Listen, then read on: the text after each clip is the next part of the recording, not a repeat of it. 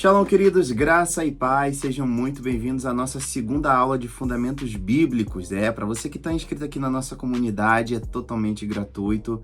Graças a Deus, mais uma aula, hoje quinta-feira, né? Você que está assistindo agora ou posteriormente.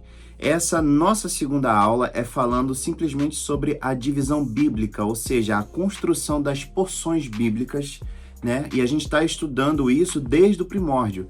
Na primeira aula, você aprendeu aqui comigo em Fundamentos Bíblicos que a Bíblia ela foi escrita há mais de 1.500 anos atrás, né? Até mesmo tinha alguns escritos antigos antes do próprio Cristo, né? Que lá começou tudo com Moisés, com Deus entregando as leis ali em Deuteronômio, Levítico, em Êxodo, né? E a gente chegou até aqui, eu tô aqui com o meu material de apoio para poder te passar alguns insights, algumas coisas. E se você tiver caneta e papel, você vai anotando aí. A nossa apostila tá ficando pronta, nosso material de apoio tá ficando pronto para depois desse discipulado, desse curso, você ter acesso a todas as mesmas informações que eu estudei, que eu tô passando aqui, você vai ter aí na sua residência, na sua casa, ou de forma online, tá bom? Então vamos lá. O que é a Bíblia? A Bíblia ela vem do grego, chamado Biblion. Lembrando que a Bíblia ela foi escrita em 3 línguas, aramaico, hebraico, tá bem? Ela foi escrita em grego, aramaico e hebraico, né? Hebraico por causa de quê? Os primeiros escritos originais, hebraico clássico, quase que intraduzível, digamos assim, né? Quase que não conseguia ser traduzido porque a fala ela se perdeu há muito tempo. Depois ela veio para o aramaico, que era uma das línguas principais que Jesus falava, e também o grego koiné, né, que foi a primeira forma escrita lá pela Septuaginta. A gente aprendeu isso na aula passada, dos 70 ou 72 anciãos cristãos, judeus que estavam ali na Grécia, se reuniram para poder fazer o primeiro compilado ali dos escritos bíblicos. Ela foi dividida em 2 porções. A gente sempre estuda sobre isso como Antigo Testamento, não é velho, essa é uma forma obsoleta de falar, mas é Antigo Testamento, Novo Testamento, certo? Antigo Testamento, 39 livros, e aqui mora uma coisa muito importante. A nossa Bíblia cristã protestante teve alguns livros que foram, digamos assim, retirados por não fazer parte de um contexto maior, tá bom? Então, assim, existem histórias e mais histórias de outras pessoas que depois eu vou estar falando sobre isso em outra aula, com mais particularidade, que essa aula não vai ficar muito corrida, quer dizer, essa aula não vai ficar muito demorada. Então, é basicamente isso. Tem 39 no Antigo Testamento livros e 27 no Novo, formalizando um total de 66. Sendo que o cânone, que é aquilo que dá uma base sustentável para nós, que somos não judeus, né, que chamam-se de gentios, como o apóstolo Paulo disse, né, é o Novo Testamento e são os 4 primeiros livros, Mateus, Marcos, Lucas e João, né? João era discípulo, Marcos era discípulo, inclusive esse Marcos não era discípulo antes de Judas Tadeu, perdão, antes de Judas Iscariote. Judas Tadeu é outro, desculpa lá. Judas Iscariote tem toda aquela história que ele vende Jesus por 30 moedas de prata, morre, e o que acontece? Fica o local dele fica vazio. Então você pode perceber que lá em Atos, eles precisam colocar alguém no lugar, e eles lançam sorte, e a sorte caiu por cima de Marcos, né? A qual a mãe dele, olha essa informação, a qual a mãe dele tinha uma comunidade que estava orando, né? Era Marcos, a sua mãe, estava orando, e tinha uma menina chamada Rode. Lá naquela historinha de Atos, se não me engano, capítulo 7 ou capítulo 8, Pedro estava na prisão, e o anjo libertou ele e tal, porque a igreja estava orando. Quando ele vai até o encontro dessa pessoa, né, desse discípulo, dessa casa de oração e tudo. Mas voltando para o nosso contexto, então é isso. Antigo Testamento, 39 livros. Novo Testamento, 27 livros. Antigo Testamento, como você aprendeu, é chamado de Taná, que é a primeira parte da Bíblia antiga hebraica, e a nova é a Brit Hadashah, que é o novo pacto ou a nova aliança, tá bem? Então a gente entra aqui em 3 grandes divisões, tá? Então se você tiver com papel aí, anota, por favor, em nome de Jesus. Vamos lá, a palavra Taná é um acrônimo hebraico de 3 grandes divisões. Primeira, Torá, segunda, Neviim e a terceira, Ketuvim. Isso aqui é muito legal, cara. Você estudar isso aqui é maravilhoso. É conteúdo de faculdade, inclusive. A Torá significa lei ou instrução. O que é a Torá? Ela é constituída pelo Pentateuco, né? Gênesis, Êxodo, Levítico, Números e Deuteronômio, que são os 5 principais livros da Bíblia que iniciam. Então, a nossa Bíblia ela foi formulada para terminar de um jeito como que fizesse sentido pra gente, porque a gente não costuma estudar tanto quanto o judeu, né? Obviamente. Então, assim, a gente precisa de todo esse enredo para entender as escrituras. Então, a Torá, ela é uma instrução, por isso que ela vem primeiro. E assim, muita gente começa a ler a Bíblia de Gênesis pra frente e toma logo um susto. Caramba, Deus mandava matar o pessoal, matar a fio de espada crianças e tudo. Não. Aí você tem que entender o contexto, porquê, como era a época, como era a antiguidade. Você e eu hoje estamos de terno, estamos bem vestidos, mas o homem da caverna, como é que o homem da caverna pensava? E ele tinha mulher, como é que ele tratava? Talvez antigamente era algo que era normal para ele, mas para nós, Homo sapiens evoluídos, né, digamos assim, a gente entende que certas coisas não são como deveriam ser antigamente. Então, vamos lá. Neviim são os profetas, e aqui eu estou falando de profetas maiores e menores, lembrando que os profetas menores não quer dizer que tem menos importância do povo de Israel, simplesmente é que eles tiveram menos tempo de existência, menos história para contar, então foi reduzido ali. Então aquele livro ali, por exemplo, Jonas é pequeno, Abacuque é pequeno, Sofonias é pequeno, Ageu é pequeno, sabe? Oséias é maior, Zacarias é um pouco maior, Malaquias, Daniel então é extenso demais. Isaías, misericórdia, é enorme o livro. Então vamos lá. Torá, lei e instrução. Primeiro, anotou aí. Neviim, profetas. Terceiro, Ketuvim, que são os escritos. Aí vamos lá. Na Torá, foi basicamente isso. E aqui eu estou colocando tanto em português brasileiro para você, e estou colocando também em hebraico, tá? Gênesis, que quer dizer o início, significa Bereshit. Bereshit. Né? Vocês já ouviram muita gente falar Bereshit bara Elohim Adonai, né? No início criou Deus os céus e a terra. Êxodo, que é o Shemot, que é o que? O Êxodo, ele conta uma história. Por exemplo, eu vou contar o meu Êxodo, o Êxodo de Brendo, sabe? Eu vou contar toda uma narrativa, história, com pontos e tudo mais. Levítico, que é o Vaikra, Números, Bamidbar, e Deuteronômio, que é o Devarim, que é o livro das leis. Literalmente, Deuteronômio é o livro das leis, porque em Deuteronômio eu tenho 3 gerações. Eu tenho mostrando que a última geração morreu e não alcançou depois até a Terra Prometida. Eu tenho a Mó de Moisés, o surgimento de uma nova geração que peleja, mas conhece o Senhor, e depois, no finalzinho de Josué para o livro de Juízes, no capítulo 2, vai dizer que morre aquela geração, nasce outra sem conhecer o Senhor. E vamos lá, partindo agora para o Neviim. A gente já falou da Torá, né? E agora a gente vai falar, vamos lá, a gente falou da Taná, né? A gente falou, ponto 1, Torá, que é a lei ou instrução, 2, Neviins. Vamos lá. Aí aqui tá o seguinte, os profetas, tá? E tem nomes aqui que vocês vão até estranhar, mas que são livros que contêm profecias. Nem todo mundo que tem um número lá no livro foi profeta, mas contém profecia dentro do livro. Então vamos lá. Josué, o Yehoshua. Juízes, que é o Softim. Samuel, também, que é conhecido no hebraico como Shemuel. Primeiro e segundo, considerado apenas um livro.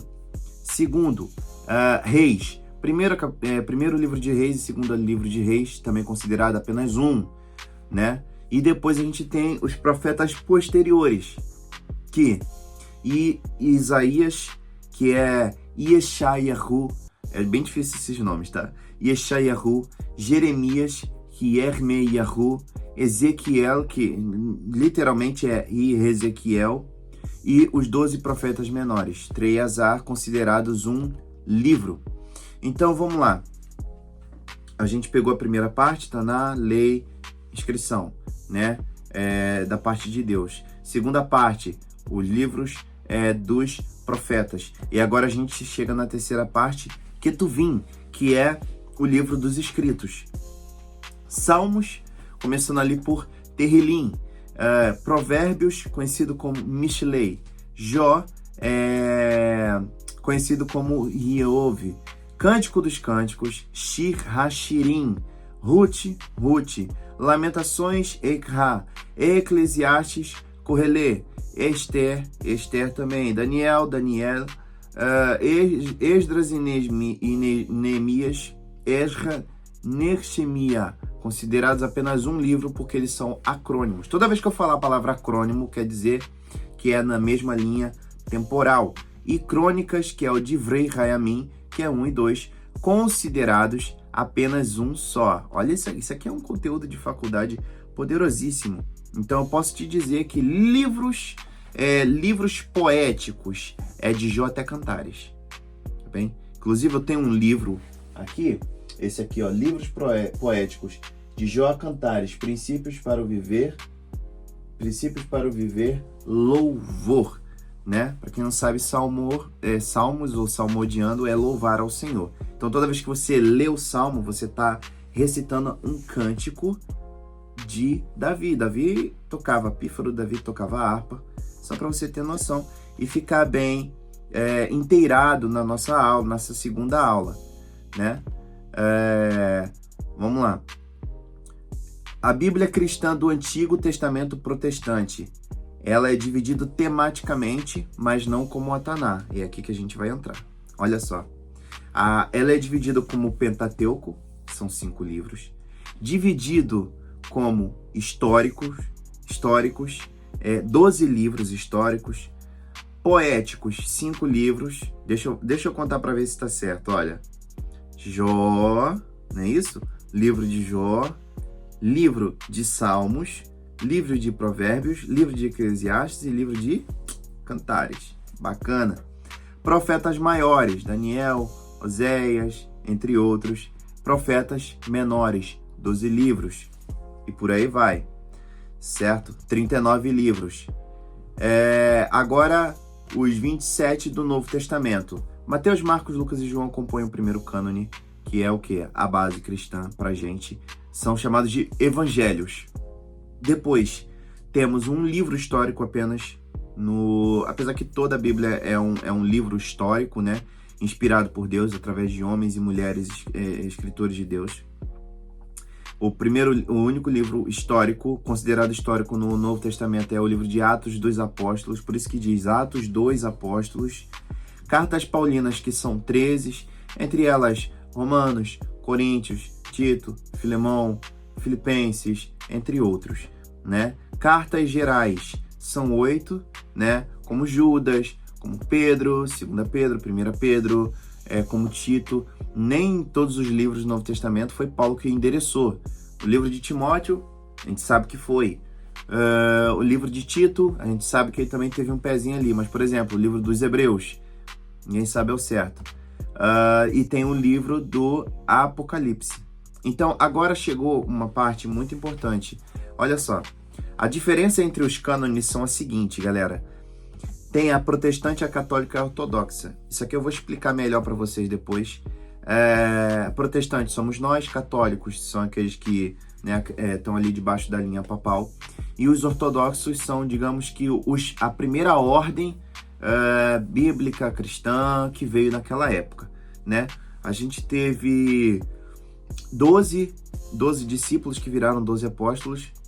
Cada um foi pregar numa região na Ásia, em outros lugares, e cada um difundiu as suas ideias, né? Então a gente pensa assim, São Bartolomeu pensou de uma maneira, São Judas pensou de outra, São Pedro pensou de outra, São Paulo, que não estava junto com os 12, pensou de outra. Então você vê que tem diferentes nuances do mesmo evangelho, mas não perdendo o foco, que é Cristo. Na nossa parte final da aula, eu quero te dar algumas curiosidades. A Bíblia ela foi escrita em mais de 1.500 anos. Tem mais de 3 bilhões de cópias vendidas, cara. Isso aqui é coisa de louco. Tem tradução para mais de 3.000 idiomas, apesar de ter, se eu não me engano, um percentual de entre 30, 100, acho que 100 ou menos de 100 línguas ainda não foram traduzidas a palavra do Senhor. E a Bíblia hebraica, ela termina em 2 Crônicas, diferente do Antigo Testamento cristão, que termina em Malaquias, tá? Então, vamos lá. Essa segunda aula foi uma aula puramente de contextos e textos, para que você possa entender tudo aquilo que Deus quer que você aprenda. Por que eu estou falando isso para você e por que eu estou enfatizando, enraizando isso para você? Sabe por quê? Para você não ficar perdido. 2 Timóteo 2,15 fala assim: procura apresentar-te a Deus como obreiro aprovado, que maneja bem a palavra da verdade, que é a Bíblia, e que não tem do que se envergonhar. Ou seja, você não precisa se envergonhar do Evangelho, não tem que se envergonhar do Evangelho, tá? Você tem que conhecer bem a palavra da verdade e você tem que saber manusear. Não adianta conhecer e não manusear. Não adianta manusear sem conhecer. Você tá entendendo? Não faz sentido. Então, você que está aqui inscrito na nossa comunidade, compartilhe essa aula com outras pessoas. Essa aula também é gratuita, está disponível aqui no nosso canal no YouTube, né? Mais para frente a gente vai colocar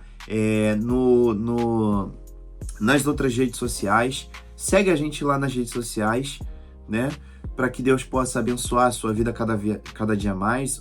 O Graça, Favor e Merecido, a gente possui ali alguns braços, né? A gente está ali formalizando trabalhos com missionários na África, a gente está angariando fundos e apoio para essas obras missionárias, para a gente fazer a nossa conferência aqui em Lisboa, na cidade de Lisboa, em Portugal, né? Em breve a gente, em nome de Jesus, vai para o Brasil para a gente expandir fronteiras. A gente tem algumas amizades com a Jocum, né? O pessoal do Dunamis, entre outras coisas. A gente está começando a ter esse processo de formalização e você faz parte disso, né? Você, o seu like, o seu comentário, o seu curtir, faz parte disso daqui, né? Se quiser também nos ajudar, também fala com a gente, chama a gente no privado, tá bem? Tem o nosso e-mail, tem o nosso Instagram, pode seguir a gente diretamente, pode ir lá falar com a gente. Olha, eu quero ajudar, olha, eu quero ofertar, a gente quer, sabe, fazer alguma doação de roupa, alguma coisa, né? Ou a gente quer ser um membro também do Graça, Favor e Merecido. Um membro como? Um membro online. Um membro que vai nos ajudar muitas das vezes na mídia, vai nos ajudar orando pelos propósitos, jejuando junto conosco, né? Participando de orações nos lares, nas ruas, fazendo práticos do sobrenatural, tá? Então que Deus possa abençoar a tua vida, te abençoar sempre. Você que está aqui assistindo esse curso de primeira mão, você que está aqui, novos alunos, novas turmas que estão chegando aqui, tá? Saiba que Deus é com você, varão e varoa valorosa do Senhor. Deus te abençoe e até a próxima aula na próxima semana. Tchau, tchau.